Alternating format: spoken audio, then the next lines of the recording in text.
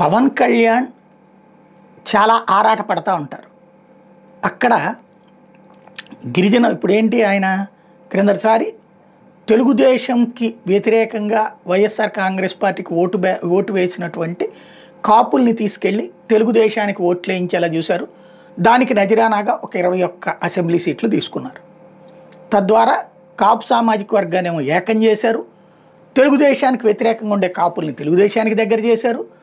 అదే సందర్భంలో తెలుగుదేశానికి అదనపు బలాన్ని చేకూర్చిపెట్టారు.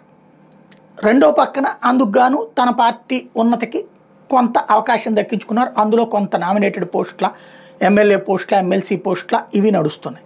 అయితే ఇదే సందర్భంలో ఎక్కడైతే వైసీపీ స్ట్రాంగ్గా ఉంటుందో అక్కడ దాన్ని మళ్ళీ షిఫ్ట్ చేయడం పవన్ కళ్యాణ్ ప్రధాన ఉద్దేశం. ఏజెన్సీ ప్రాంతాల్లో పవన్ పదే పదే పర్యటిస్తున్నది ఏజెన్సీ ప్రజల యొక్క బాగోగుల కోసం అన్నటువంటిదే అందరం అనుకున్నది. నిన్న ఆయన ఇచ్చినటువంటి స్పీచ్ ఏంటి?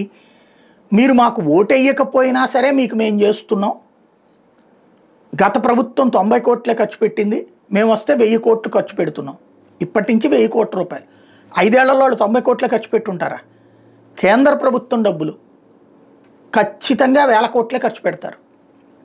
వాళ్ళ హయాంలో కొన్ని జరుగుతాయి, వీళ్ళ హయాంలో కొన్ని జరుగుతాయి. కానీ దాన్ని ఆయన ఏంటి, గిరిజనులలో ఇప్పటికీ కాంగ్రెస్ తర్వాత వైసీపీనే క్యాష్ చేసుకుంటున్నది ఓట్లు. కాబట్టి దాన్ని తీసుకొచ్చి తెలుగుదేశం వైపుకి, జనసేన వైపుకి టర్న్ చేయాలన్నదే ఇక్కడ పవన్ కళ్యాణ్ ఉద్దేశం.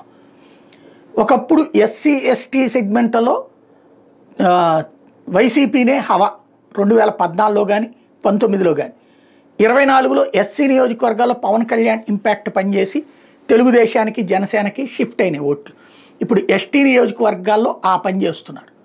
దీన్ని తెలుగుదేశం క్యాష్ చేసుకుంటుంది, కరెక్ట్.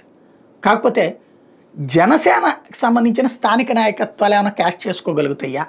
ఆయన ఆరాటం తెలుగుదేశాన్ని గెలిపిస్తూ వైసీపీని దెబ్బతీస్తూ ఒక స్పేస్ని క్రియేట్ చేస్తే భవిష్యత్తులో తను ఆ ప్లేస్ని ఆక్యుపై చేయాలని ఆ ఆరాటానికి తగ్గట్టుగా కార్యకర్తలు మొబలైజ్ అవుతారా? ఇది వినియోగించుకోగలుగుతారు. ఇప్పుడు ఆయన వచ్చేస్తారు అరకు నుంచి. ఇప్పుడు ఆ ప్లేస్లో మిగతాది ఆ పబ్లిక్తో ఇంటరాక్ట్ అవ్వాల్సిన లోకల్ జనసేన వాళ్ళు కదా, వాళ్ళు ఎంతవరకు చేస్తారని దాని మీద ఆధారపడి ఉంది.